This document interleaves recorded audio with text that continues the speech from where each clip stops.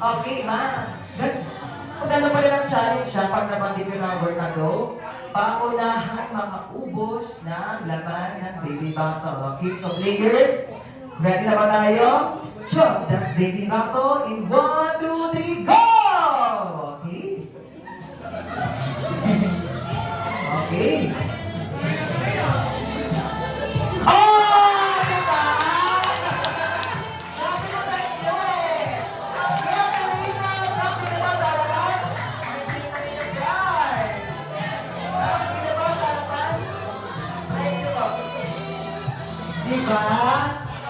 Sabi ko sa inyo, huwag niyo hinahamon eh. Teacher ko, Mr. Edward and Ma'am Jill. Diba? Sa dami ng laro, ganyan mo talagang pinasahan si Ma'am. Congratulations!